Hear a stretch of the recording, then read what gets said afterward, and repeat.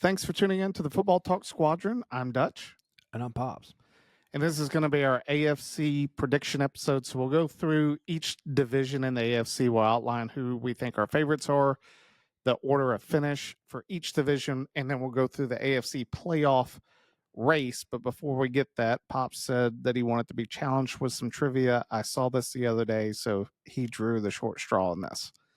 So, according to the Hall of Fame, there are 5 players who ended their career after 1970 and never played in a postseason game. Now, I'm going to give you 2 of them because 2 of them I don't think you'd be a legend in my mind. 1 is Larry Wilson and 2 is Floyd Little. Larry Wilson was a safety, played with the St. Louis Cardinals back in the day, so a while ago. Never saw postseason, and Floyd Little was a halfback with the Broncos. Never saw a postseason game. The other 3, though, are very prominent names. 2 are on offense, 1 is on defense.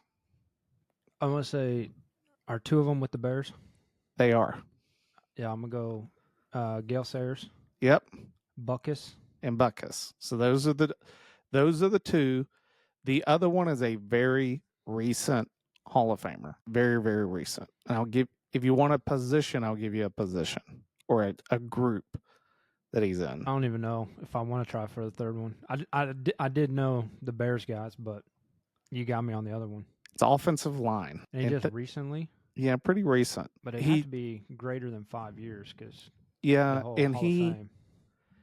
Yes, and he never missed a snap. And when you think about this organization, they've won a playoff game here recently, but it was after his departure. Yeah, no, you got me. You go ahead. Joe Thomas, okay, the tackle with the Browns. Browns. Which I thought, pretty remarkable when you sort of think about it. That 3 of those, all of those guys, I think outside of Floyd, I have to go back and look at him. I believe were first ballot Hall of Famers. Dick Hissing, I know that they did a really good, I can't remember if it was a Football Life or if it was a 30 for 30 where him and Gale were both still alive and they had them both sitting down, and you could tell I think it ate more at Gale, like emotionally now, because you could just tell how frustrated he was. It was like, you had 2 of the best players in the league, but you couldn't put anyone around them to win. No, you couldn't. And they were, yeah. So well, and that's the funny thing. Like you look at Buckus and like the teams that he played for were just absolute hot garbage. Like today's version of this season's Broncos. Last year's Carolina Panthers. Like, he played with hot garbage teams, and like everybody was still deathly afraid to go up against him. Well, Buckus, I believe that one of the teams that he played on, they only won 2 games, and he was named NFL Defensive MVP of the league because of how, Buckus was feared. That team was terrible, but everyone knew that Buckus was on that defense, which speaks to his legacy more than anything.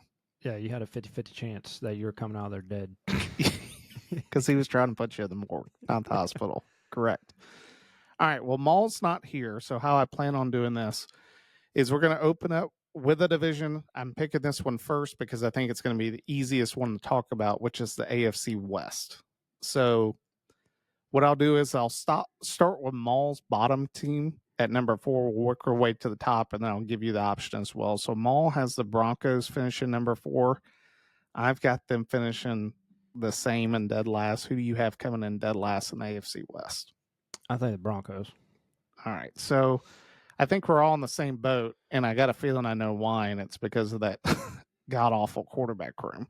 It was funny, one of my buddies who lives up in Colorado was asking me about how I felt about him, and I told him, I was like, I think Bo Nix will probably have a few games that you sit back and you go, oh, man, like, he looked really good. Threw a few touchdown passes, no picks. Maybe they get a win. But I think overall, when you look like at the body of work, I think you're going to be disappointed as a Broncos fan in what Bo Nix produces, especially when you look at their wide receivers. Like, don't get me wrong, Cam Sutton's a great wide receiver, but he's also coming up on, I would argue, the back half of his career. They lose Jerry Jeudy. You look at their running backs, you look at tight ends, and really, in my opinion, sort of head coach of Sean Payton, the fact that Russell Wilson didn't really produce that much last year, now going into this, you lose Jerry Jeudy. I have a hard time sitting back looking at the Broncos going, hey, man, I feel like this is a team that's really going to compete. I think that they'll still, it's sort of crazy, even though I think they're a bad team, unless you're like the Panthers, where it's just like, man, you're the absolute bottom of the league, headed for a number one overall pick. You still compete, but I don't see enough pieces there to really sit back and put them in any type of contention whatsoever, especially the AFC West. Why do you got them at number 4? Well, to continue going off with what you're saying, I mean, your best option right now at quarterback, you're telling me, is Zach Wilson. It's just not. We saw the experiment that failed even after he got a preseason or summer camp, training camp. That's the word I'm looking for. He got a training camp and preseason, a little bit of the during season with Aaron Rodgers to learn from, and to be mentored by the guy. And he was still just, it looked like there was zero progression. Like I go back to shoot the play. They won against the Bills after he came in, the week 1. And then, like, very next week, he's scrambling for 30 yards and takes like a 30-yard sack. And you're just like, dude, like, didn't you learn anything? And like, that's the guy that the Broncos traded for. Like, dude, it's hot garbage. Like, yeah, Cortland Sutton, you're right. He's still a good wide receiver choice, but they got rid of Jeudy. Obviously, Fant was gone once they traded Russell to the team. Like, I just don't see how they have any pieces outside the defense. And I mean, you've said it before. I think Sean Payton was really just riding the coattails of Drew Brees, and it seems like it's becoming more and more true. Like, I'm not going to say that he can't coach, but it's just same with Belichick the last couple of years without Tom. He still had a fantastic defense, but there was no offense without Tom. And, we're kind of seeing the same with Sean Payton not having somebody like Drew lean the helm. They thought Russ was going to be that, but let's be honest, Russ wasn't even that the last 3 seasons in Seattle. 100%. I look across at the opposite side of defense. They lose Justin Simmons, the star safety. He gets signed by the Falcons. They still have Alabama's, starting corner over there. That was really, his name's just Surtain. Yeah, that was really, really good. And I would argue probably one of the better ones in the league at the position of corner. But outside of that, you think about their defense. One of the things I saw, I think I sent it out to you guys, was Elway was saying that he regrets when he chose to pick Chubb over Josh Allen. Mm-hmm. And I asked you guys, do I think that would have changed anything from now to then? I see you shaking your head no. So I'll let you go off on that one. Man, I just don't see how that one play, like, don't get me wrong, Josh Allen, is arguably top 5 quarterback in the league. But, like, let's be honest, you think that one guy's going to turn around, that franchise that was already falling apart? Like, I just don't see it. Now, yeah, he would have been a great pick after, Peyton leads them to 2 Super Bowls, wins 1. But I just do not see, that being the guy to turn that organization around. They've got so many more pieces they've got to fix besides just drafting Josh Allen at that time. I think they're the same as the Bills. Yeah. Like, I think that you have a lot of hope every year because Josh Allen's a quarterback, and I think he does keep them competitive and gets them into the playoffs. But in terms of success in a Super Bowl, I agree with you. I don't see it. Who do you have finishing 3rd? So this one is very tough, but I think I'm going to do it. I like, and you're going to call me crazy, but I think the Chargers finish up here. And here's why. Who's their running back right now? It's Edwards from Baltimore. They got Gus Edwards, and then they've also got Blake Corum, who's a rookie. And not to say, I think, running backs typically as rookies have fantastic, first years in the league. In particular, the last couple of seasons. We had Brees Hall before he lost his ACL. Zeke had a fantastic year his rookie season. Like, there's plenty of cases where these rookie running backs come into the league and have fantastic numbers. But who's he throwing to? Who is Justin Herbert throwing to? We are already getting out of training camp that Josh Palmer nor Quentin Johnston can catch a football to save their life. So he's got Lad McConkey. That's the only guy that he's got right now that can possibly throw or catch a ball. And hey, by the way, we don't even know when Justin's going to return. Last year he played hurt with the ribs. I think, did he have a lung issue, punctured lung, something like? It was his finger. He broke that that finger, right. middle But he finger. also had the ribs early in the season. So this dude is already starting off the season with the plantar fasciitis or whatever in his foot. We don't even know when we're going to get to see him. So he's missing out reps, which tells me he's going to start off slow. And then moving on to the defense, we've got Khalil Mack, Joey Bosa. You're like, all right, sweet. These are top two dudes. But like, we've talked about it before. These guys are just getting paid so much money that they're just unable to do anything else with that team. And I think we're going to see a lot of what we did last year. Like, there were moments of hope where you're like, all right, Chargers got a defense. And then it just fizzled out, and they didn't have an offense to match. And like I say, this year they don't have an offensive match. Now, we do see Jim Harbaugh, taking over, and see what he does with the team. But in my opinion, I could see the Raiders outbeating them, and we can go into the Raiders here in a second after you say your Chargers piece. But this is Antonio's first year, and we saw what he did with a little less than half a season last year with Aiden O'Connell. So I think the Raiders have a good chance of beating out the Chargers this year. Me and Maul both had the Raiders at 3, and I'm guessing that you got the Raiders at 2 behind the Chiefs. Make this pretty clean and simple. Mm-hmm. Here's where I sat down and I thought about the Chargers and Raiders. It came down to me for the quarterback. Yes, I just saw that, the Raiders have named Minshew their starter. When you think about last year with Minshew, the Colts head coach of Shane Steichen did an amazing job. I mean, to keep them, it literally came down between them and the Texans last game of the season to determine who's going to go to the playoffs and win the division. You think about that and you look at how much Steichen meant to the Eagles and how much the Eagles fell off after that. I just sort of sit back and I look at the Raiders and I say, okay, so now that you're going into a new season with a new offensive system for Minshew, to expect the same results as the Colts, I think is a little lofty, just because we've seen Minshew's play throughout the years. It's not that he's a bad quarterback. He's average at best and maybe slightly below average if you don't give him a good offensive coordinator. And that's what I just... You know who his offense coordinator is, don't you? Oh. Luke Getsy from the Bears last season. Okay, so we're going to go ahead and bury... I don't even know why you picked the Chargers. Don't get me wrong. I like the Raiders. Like, I like what they're doing as a team, and I like what Antonio Pierce is doing. But the reason that I have the Chargers at 2 and the Raiders 3 is because the Chargers have Herbert. If the Chargers can keep, and they invested in Herbert. They went out and got Joe Alt, the best tackle in the draft. If the Chargers can keep Herbert healthy, the Chargers should finish no lower than second. And just because of Herbert, it's tough. It's tough to win in the NFL without a quarterback.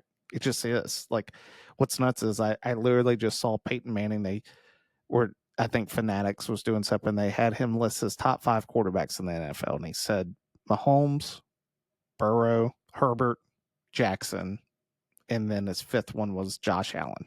And the 5 of those all have one thing in common. They're all in the AFC. Like, the AFC is a gauntlet of quarterbacks. Like, the AFC is stacked, and it's why the Chiefs have won back-to-back. And for me, that's where I just sort of sit back. I think, for me, the Chargers, I like Palmer a little bit more, way more than I like Quentin Johnston. Is it a drop-off from Mike Evans and Keenan Allen? I'm not going to sit back and tell you it's not. I think Lad McConkey probably competes for Rookie of the Year. because I think he is going to be your Cooper Cup. That as long as he's healthy, that dude's going to catch a ton of footballs. Like I can see him with over 100 catches. Harbaugh will get the offense right. Harbaugh will get the team right. I think the Chargers are really going to sort of lay out hey, you do what you want to with the team. We have your back. I think the Raiders are going to give Pierce a little bit of rope, but not as much as I think Pierce would probably like in the grand scheme of things, just because it's still, Mark Davis. He's better than Al Davis, but he's still not. He's not this free flowing. Hey, I'm going to hire a guy to do what you want. That's my big piece with those two teams. What do you got to follow up with those? Yeah, I mean, it's kind of like what I already hit on. Like, I just don't see the weapons, for Herbert being there. Like, whether he's healthy or not, that's the part that concerns me. And you brought up the stat before too. Is like Justin Herbert is the only elite level quarterback who, like, it's almost the point differential when he's in the game versus not is like almost, or points that he scored against points against are almost like dead even, just because his defense has been trash essentially from the beginning of his time getting there. Like, he's carrying the team, and the only reason why they're winning is because he's able to make those game-winning drives. When the games are in the 20s, game in and game out. And I think Harbaugh makes a difference. Yeah. I mean, the Chargers have not had a good coach, period, I think in our entire lifetime. Plain simple. I would also sit back and if we're going to sit back and argue over he doesn't have anyone to throw to, last year the Chiefs didn't have anybody to throw to, and they still won a Super Bowl. Them as my number one team. I watched a little bit of the preseason game. I mean, outside of Mahomes, just it wasn't. Don't get me wrong; it's an amazing throw, and I still think it was filthy. The fact that he pulled it off in a preseason game, even crazier. I think the bigger stat that people are like missing was how wide open Xavier Worthy was getting behind that defense. Yes. Like, and Hollywood's not on the field. Like, if Hollywood, Worthy, and Kelsey are all there with Andy Reid calling the plays, and you have Pacheco, you have a wealth of weapons now for Mahomes as compared to last year. Good luck. Like, I look at the Chiefs, and for as bad as they were all regular season, dude, the worst thing that you can do to the Chiefs is let them into the playoffs, because the second they get in the playoffs, it's Mahomes. It's like they're always in the game. I don't care how much they're down by, what the score is. If you let them into the playoffs, I don't care who the team is, they're going to have a very tough time bouncing them, especially if they get home field in Arrowhead. Yeah, and that's the thing we're watching. It's funny because Travis Kelce was like, I didn't even hear what the play call was, for that toss. Like, they did the sideline interview, and Mahomes like, yeah, Travis ran the wrong route, just doing whatever he wanted. And then Travis did a imitation of Mahomes, Kermit the Frog, and said, I couldn't even hear it. He just mumbles half the time. So I thought that was pretty funny. But to your point, who I bet you Reed has been looking into as far as some of the playbook and some of the game film is Mike Leach, dude. Bringing the air assault to the National Football League with those guys. Like, they'll just completely just blow the top off. Like, you got two dudes, like, you got to play, safeties over the top every single play. Like, that deep ball threat is just going to be ridiculous, because you already know you've got Travis underneath. And then, oh, by the way, they've got, a pound for pound running back out of Pacheco in the backfield. Oh, and, if you don't have somebody on Mahomes, he's going to scramble for 25 yards. Like, how do you stop that offense, without somebody getting hurt? You have Kadarius Toney trying to catch the football. That's the only thing that slowed them down last year. Yeah, checks. And, now he's like wide receiver number 4, so it's just crazy the amount of talent that they have on that team. And, dude, I was thinking about this too. Is like, they've still got a decent quarterback. Like, I think if anything happened to Mahomes sometime in this season, like Carson Wentz coming off the bench, like, it would almost be like what Nick Foles did, in the playoffs when Wentz went down. Like, I could see Wentz being able to succeed in that offense because he's got all day and he's got weapons surrounding him. If anything was to even happen to Mahomes. So, like, the Chiefs are a very hard team to beat this year, and I don't see anybody beating them unless, Mahomes, Kelsey, or somebody goes down for the year. Like, and I hate to say that. I don't wish that on them, but like, to me, I feel like that's the only way that they can be beat moving forward this season. With how good Mahomes is, I would venture to say you're on the exact same path, and I think the path that everyone here is thinking, at least when FTS. So, of the 3 remaining divisions, who do you want to go with? The East, the North, or the South? Well, I think, shoot, let's go ahead and knock out the North real quick. All right, you got the Steelers, you got the Bengals, the Browns, and the Ravens. Who do you have coming in? Maul. Now, I do want to go back. Maul had the Chiefs, Chargers, Raiders, Broncos, and the orders of finish. Mm-hmm. So Maul, I'll just lay out his that way I don't forget. Maul's order of finish. In last, this was a surprise to me. He has the Browns. It's kind of He weird. has the Steelers number 3, the Bengals number 2, and the Ravens finishing yet again at top of the NFC North. So I'll hand it over to you. Who do you have as your number 4 team in the AFC North? All right, go ahead and clip this piece right now. After watching 2 preseason games for the Steelers, I regret saying I wish we would have kept Fields. Like, I'm coming back to have to eat that because that was a pretty bad take after watching the way he's been playing. Don't get me wrong, guy's an athlete. He's just not a quarterback after seeing Caleb Williams do his thing the last 2 weeks. But yeah, I've got Steelers dead last. Well, let's get something honest. It's not just Fields. Russell Wilson looked terrible. Yeah, Russell looked terrible as well. Like, they're starting, those 2 could only put up a field goal that whole entire, time when they're in the game. They got some problems. And that wasn't even against the starters. No. Like, exactly. The Steelers look awful. I know Tomlin has yet to have a sub 500 season. It's now. Like, I can sort of see them cutting Tomlin.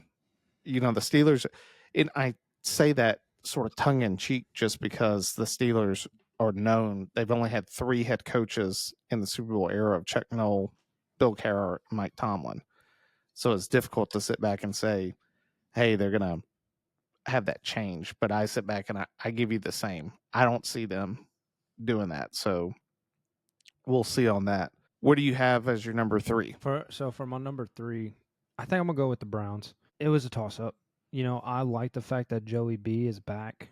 I'm going to give him the benefit of the doubt over Deshaun Watson. But, I mean, even Cleveland's defense last year, they kept them in so many games, with, oh, shucks, I'm drawing a blank.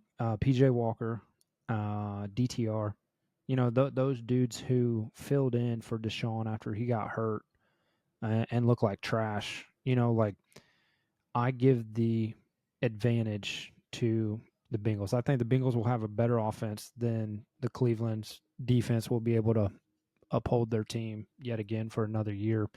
But then again, Chubb is healthy. So, I don't know. I will, right now, the Browns are going to be my number 3. I've got the Bengals at number 3, and here's why. I hate that offensive line.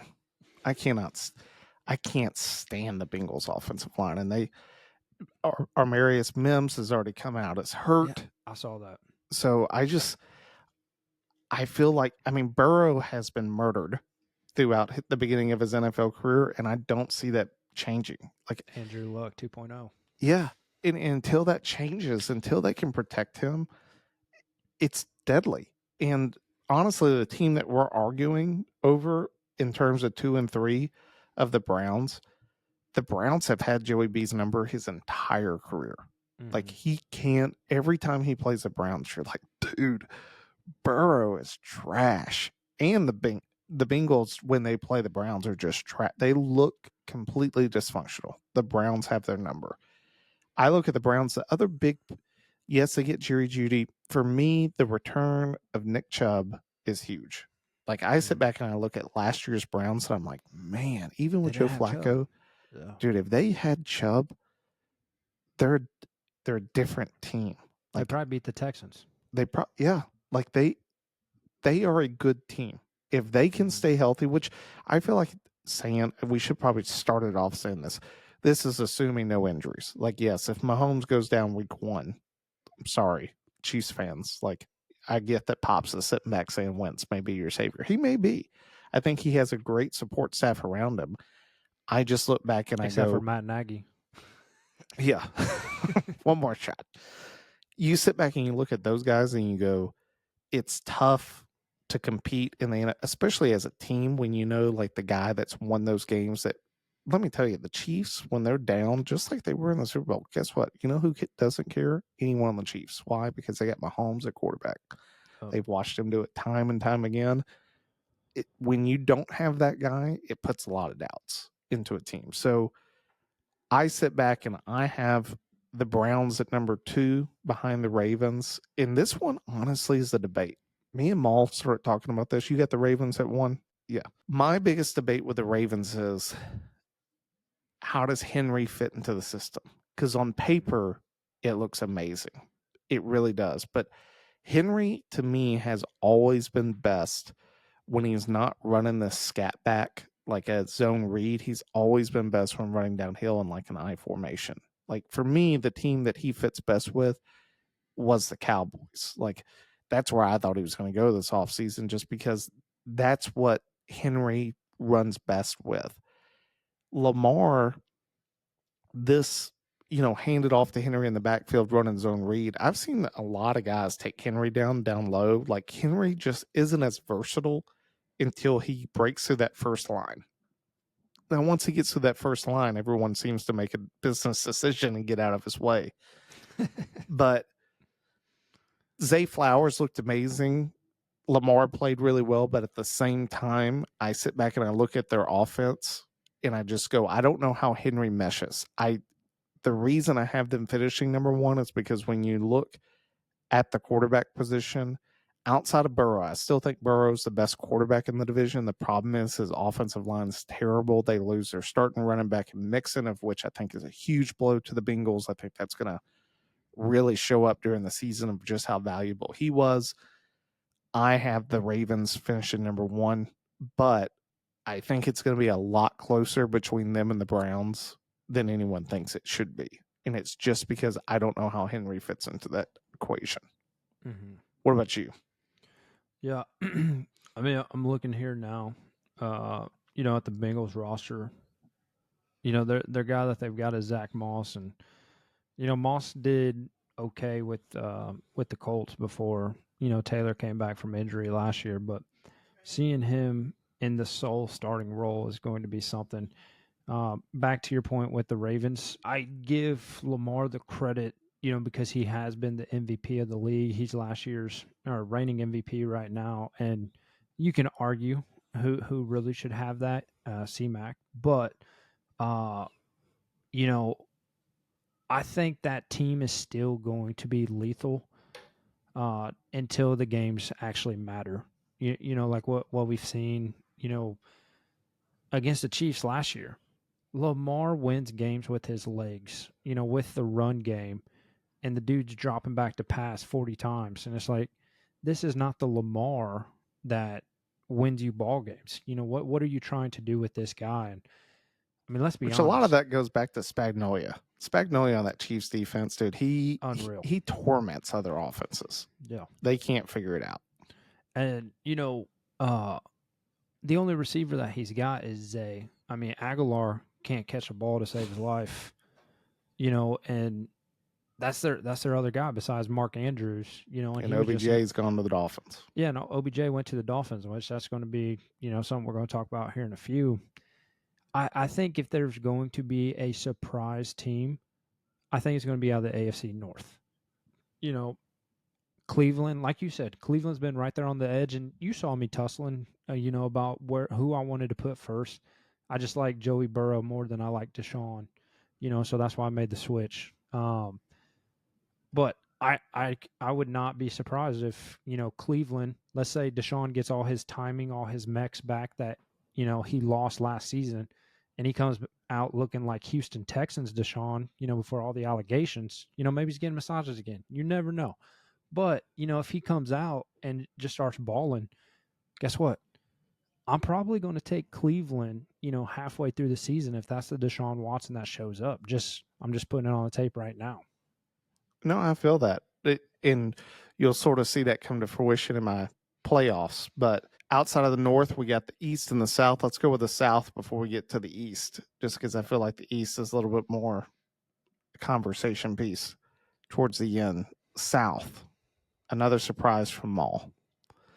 Maul has the Titans finishing fourth, the Jags finishing third, the Texans finishing second, and the Colts finishing first. So I'll leave it to you. Who do you have finishing last in the AFC South? Yeah, I mean, I'm with them on the last two. The Titans. They said Vrabel was the problem. We all know Vrabel was not the problem. I think Vrabel wanted. How I see it was Vrabel was trying to make the changes necessary for that team to be successful, and he just was butting heads with the front office, and they're like, all right, Mike, well, we're in charge here. It's an ego thing versus, Mike just trying to be that good of a coach. I mean, you see what he's doing with the Cleveland Browns right now. Like, you're telling me Stefanski, we all argued, how did he get head coach of the year last year? Like, nobody saw that coming. We all wanted D'Amico, I think, if I remember right. But how did he get it? But now he's got Mike Vrabel out there on the sidelines every day. Like, that is huge, man. You've got a Super Bowl champion, a winning coach, at the beginning. I will say that, preface it at the beginning. Been to the playoffs as a head coach, and he's on your sidelines running sprints with Jameis Winston every day. Like, that is huge. And the Titans just let him walk. So it obviously shows their front office has no idea what they're doing. I mean, they traded for Mason Rudolph, to be one of their quarterbacks. Like, Will Levis has shown glimpses of being good. Like, what was that one game? He had 4 touchdowns, and 3 of them were to D-Hop or whatever last season. But then he's also showed games where he's putting up 3 picks and, can't complete anything to save his life. So I think even with Calvin Ridley, they picked up Snead, D-Hop's still there, right? D-Hop's still there, and they went out and got the running back from Dallas. Yeah, Pollard.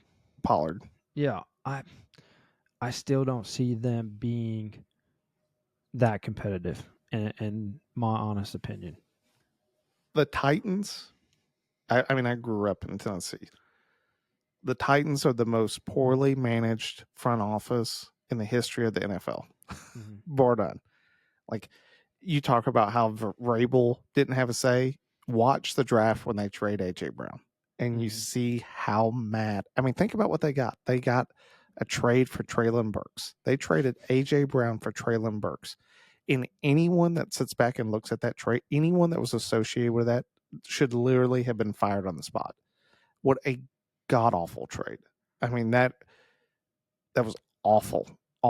And I sit back and I look at them right now, and it's like, yes, I think it sort of helps them to lose Henry just because their offense was so predicated upon it that they never had a great quarterback. Ryan Tannehill's not a great quarterback. He just fit the mold for a period of time. Yep.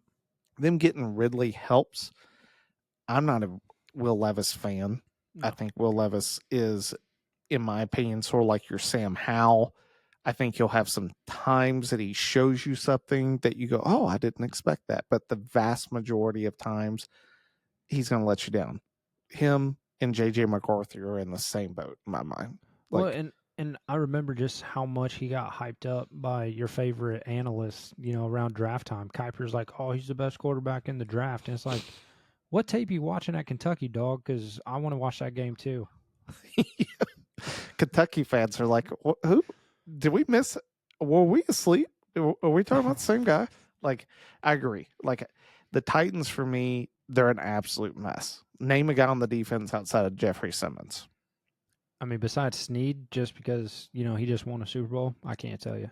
Like I can't think of anybody. Like the Titans have historically in 2 years ago they drafted an offensive tackle that still is unhealthy. They still don't know what he's going to do. They went out and now got another offensive tackle in J.C. Latham, who at Alabama had some really good moments, but at the same time, like one of the lasting images is that Michigan dude just pushing him right back into the line on the last play of the game. I've watched a defensive back from South Florida beat him off the edge. Like Latham has he's sort of like Kuiper's guy.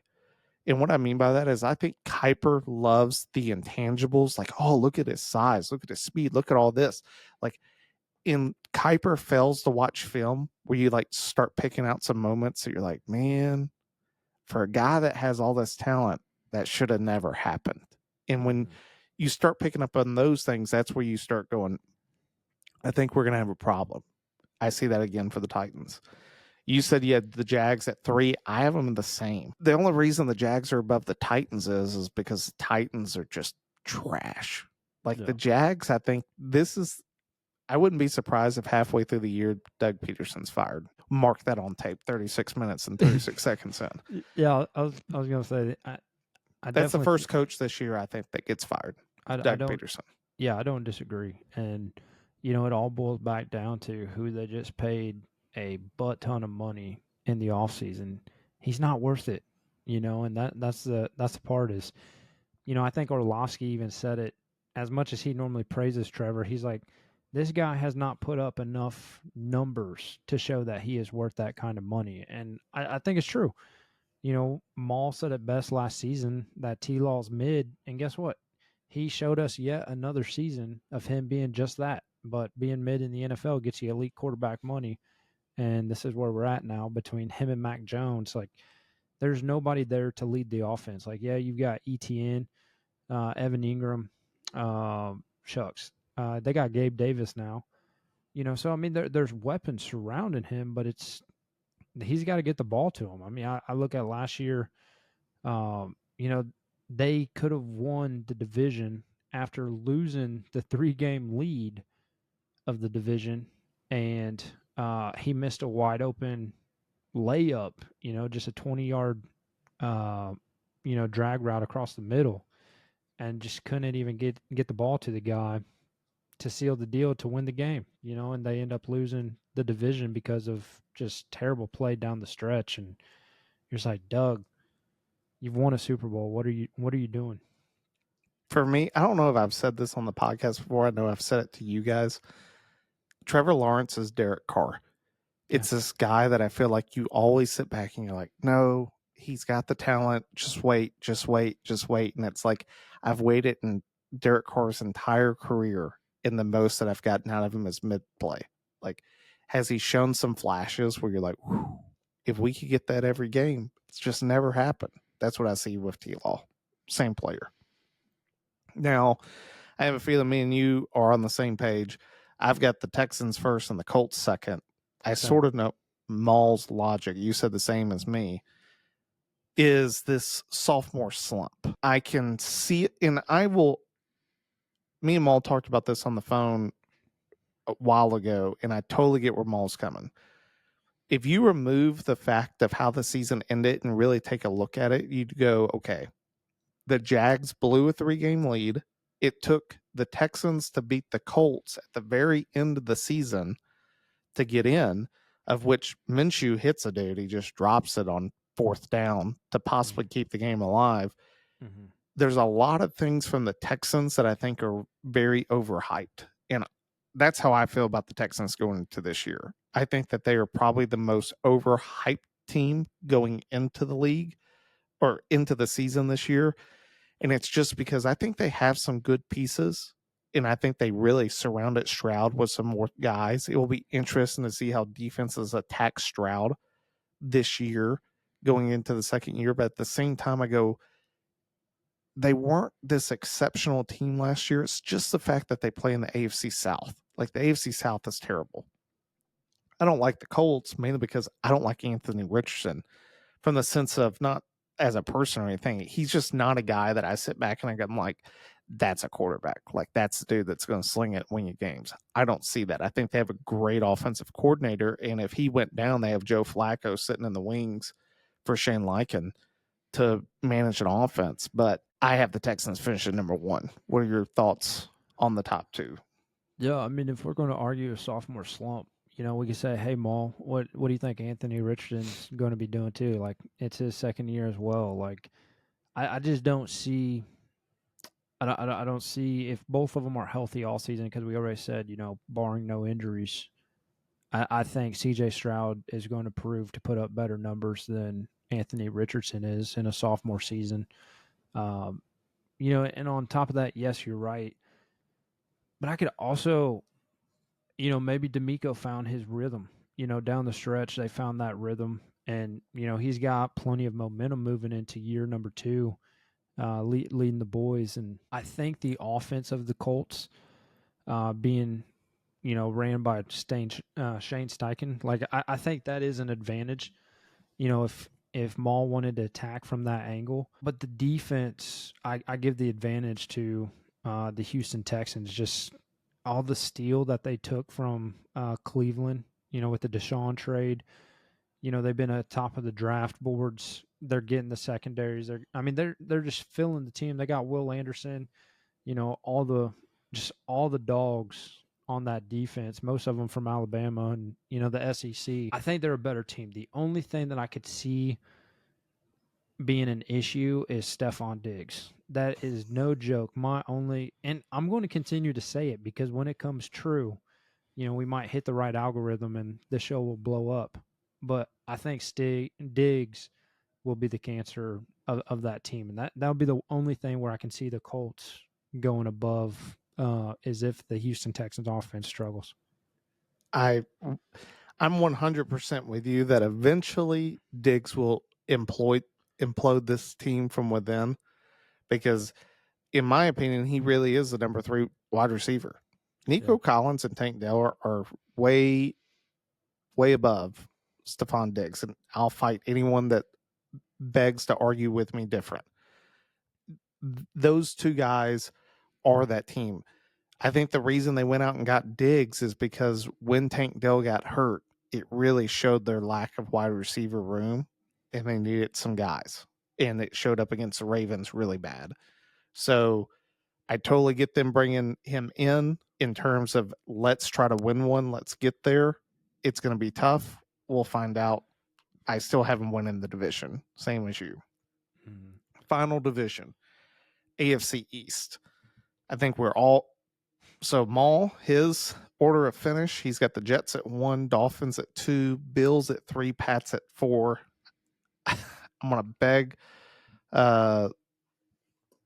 probably, if I was a betting man, I'd probably wager my house that you have the Pats finishing number 4 as well. Yeah, checks. Yeah.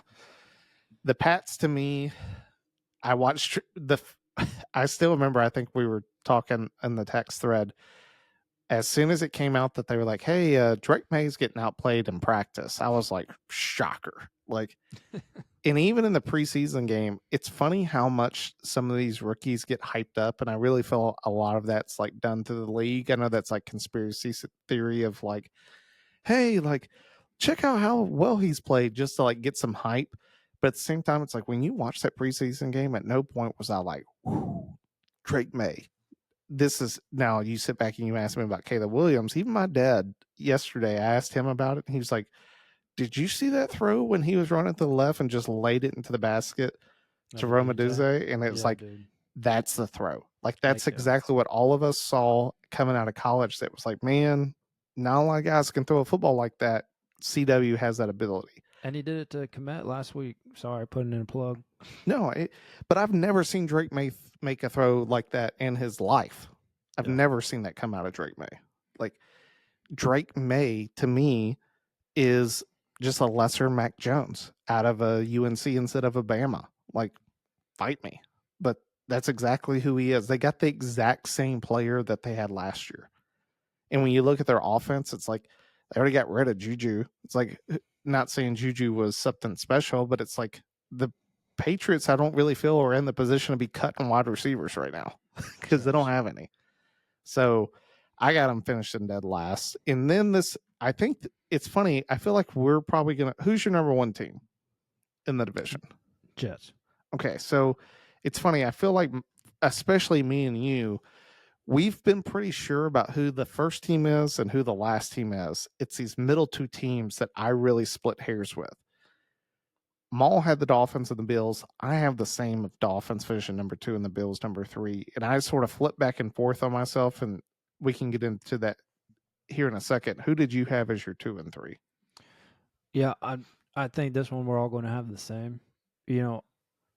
I don't see Buffalo having enough weapons to have a better record than Miami. There's just way too many question marks that are sitting there. I mean, shoot, even Ed Oliver got hurt last week. Well, they lost Bills lost Alonzo, the middle linebacker. Yeah, Milano. Yeah, tore his biceps. Yes, excuse me. Yeah, tore his biceps off. So like they're just losing guys left and right, and I just don't see them overcoming that hurdle. And it just goes back to show a terrible front office just sinking money, into Von Miller, Ed Oliver, all these guys who just don't deserve it. Sorry, don't deserve is the wrong word, but just aren't worth the value that they paid them, and they can't get anybody else, and that's what we're seeing out of this. I mean, they brought back Trubisky as their backup. They just don't have the ability to get the right guys to support Allen, and I think we're going to see them struggle. I honestly could see this probably statistically being Allen's worst season. Reason being, there's no more Gabe Davis. Like, he still got Dawson Knox, so he's still got a good tight end. And Dalton Kincaid.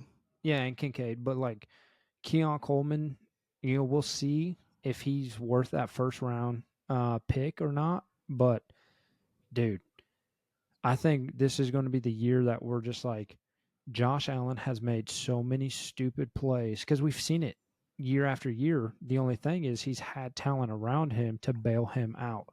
And I think this might be the year where he's not able to get himself out of those sticky situations and is going to end up with more losses than wins.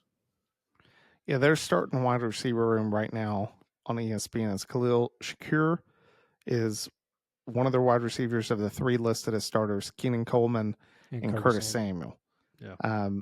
In the backup wing, they have MVS sitting there, who we saw last year up into the playoffs really couldn't catch with the Chiefs. Keon Coleman, I think he's hilarious to watch. He seems to have a great attitude. My only thing with Keon Coleman is he doesn't seem to have elite speed when it comes to the position. I think he's got a tremendous, he's sort of like Des Bryant. I think he's got great ability to be like a good 50-50 ball type of guy in the end zone. But in terms of being this guy that really creates a lot of separation, I don't know. He had some inconsistencies with drops at Florida State, which is always scary. Curtis Samuel has been a average middle of the road guy. He's had some seasons where he looks really good. He's had some seasons where you don't really ever hear his name. Khalil Shakir, he showed some promise, but at no point would I sit back and be like, oh yeah, that's a guy that's going to help them. Their best potential is out of their tight ends and Kincaid and Knox. I think you're going to see a lot of 2 tight end formations with those guys trying to run the football, trying to do that. But then for me, ever since they got beat with 13 seconds left against the Chiefs, their huge problem has been the defense. Mm-hmm. And I mean, I hate making fun of the guy, but DeMar Hamlin looked awful. There's a reason that even though he was with the team last year that he didn't really play, and he's not a starter. And he's starting, and they lose a middle linebacker. Ed Oliver is now questionable. You just sort of look at that defense and you're like, dude, you guys could use an entire draft on the defense, and it still wouldn't put you in a great position. That's where I'm at with the Bills. The defense will be their downfall. Yet again. 100%. Yeah. And that was the thing was, I watched pretty much all of the game, and DeMar was in with, the number 1 team. Like, they lost Poyer. They lost Micah Hyde as well.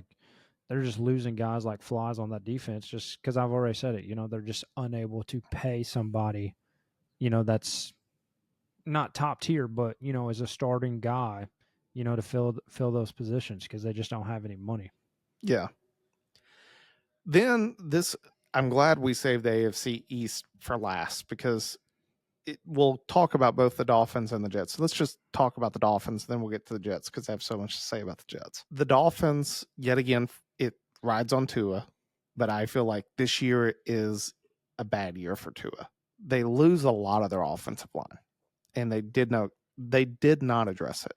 In fact, what the Dolphins did with their first round draft pick is they took a defensive end when everyone thought they were going to go grab Jackson Powers, the center from Oregon.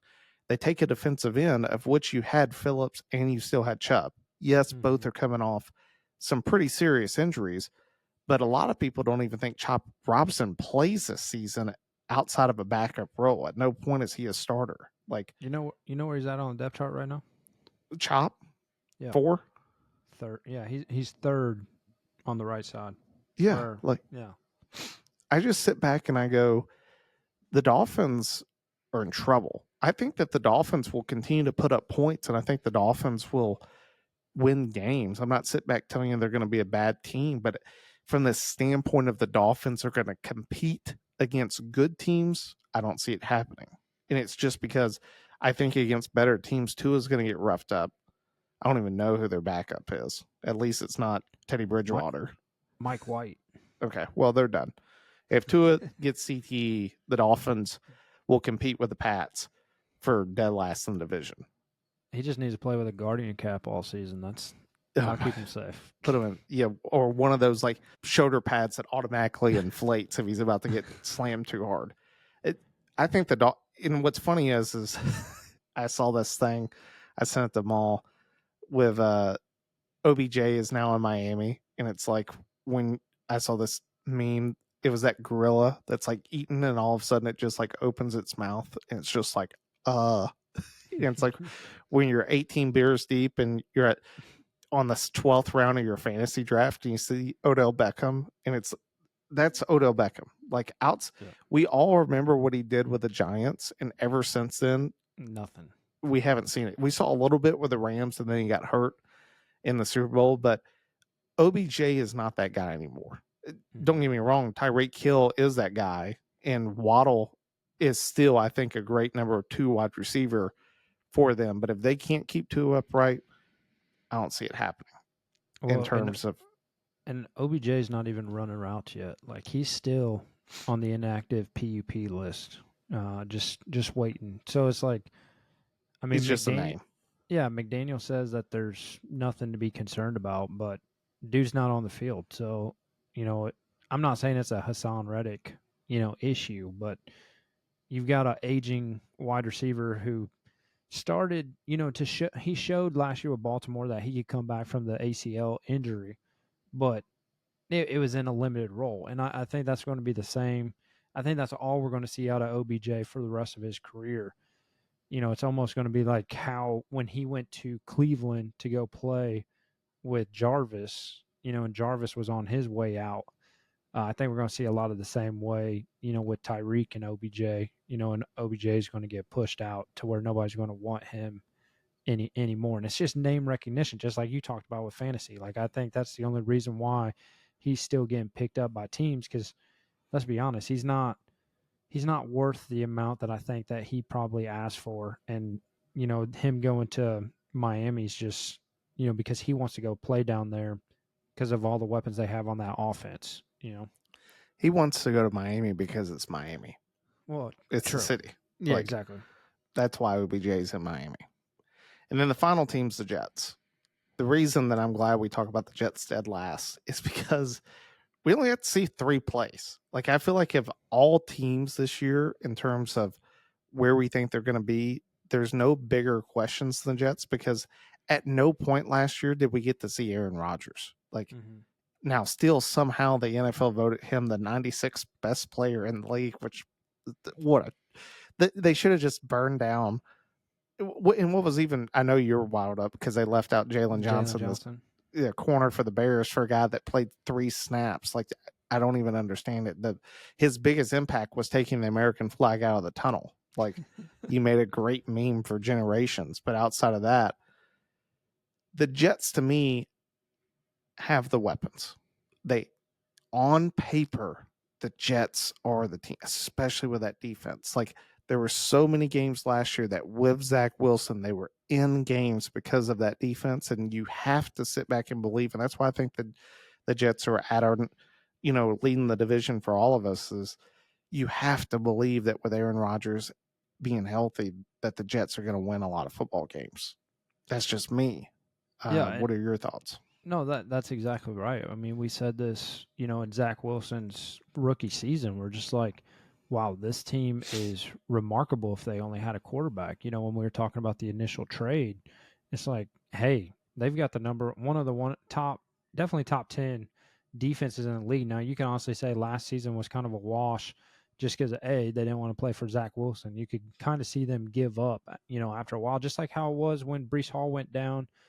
Zach Wilson's rookie season. Like, they just did not have anything to play for anymore. And like you said, that happened the third play of the game last year against the Bills. And, here we are now.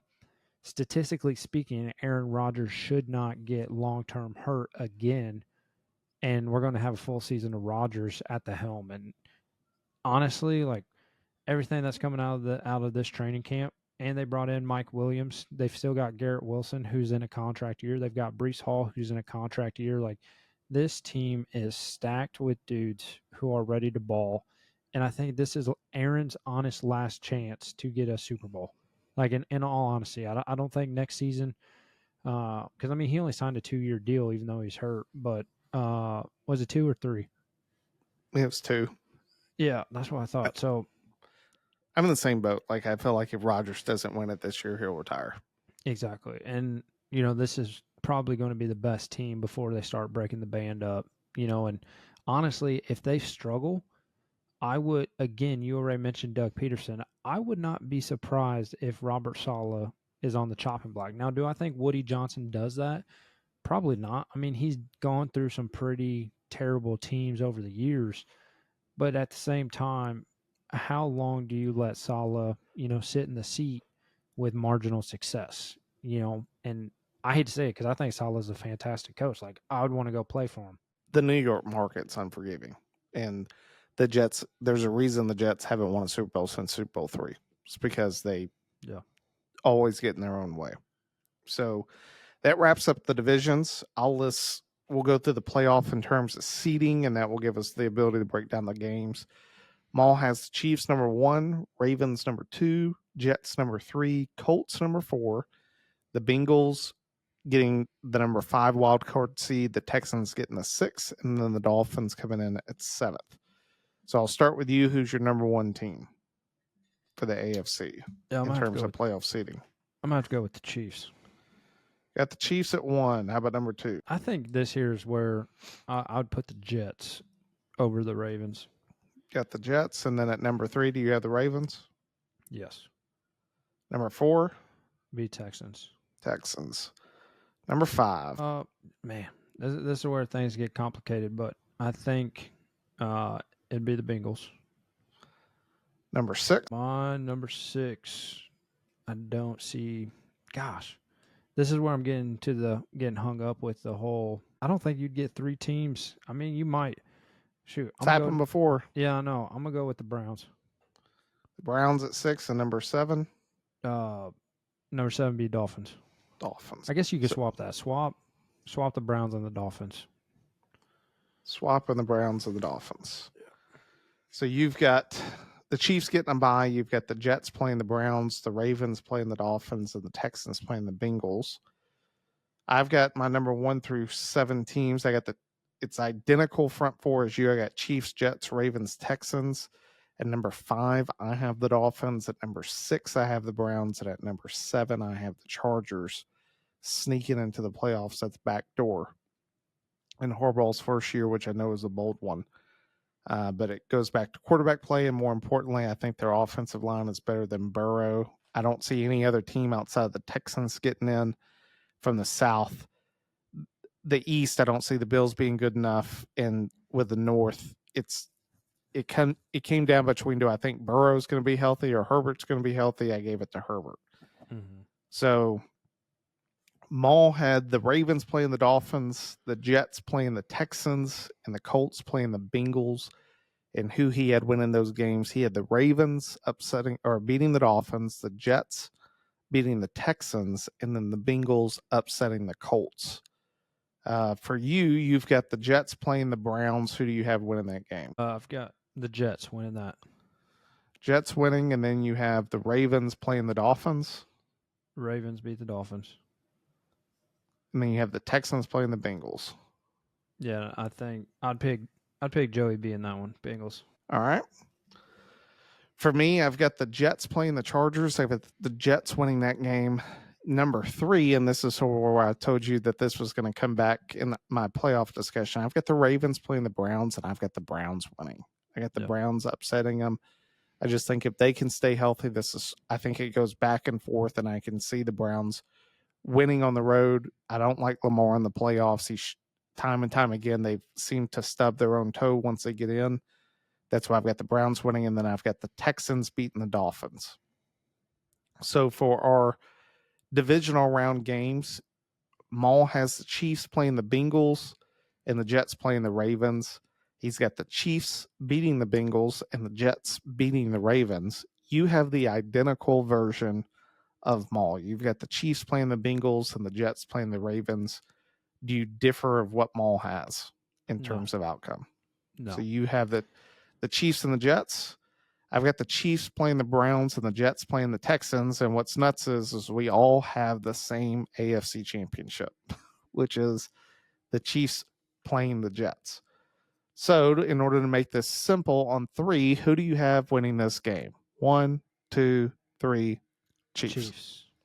So we're all in the same boat. It's funny. I do have to say, Maul got me laughing when he sent us the text message of who he had. He had Jets over Chiefs. JK, I'm not stupid. Chiefs going for a 3-peat, which got me laughing.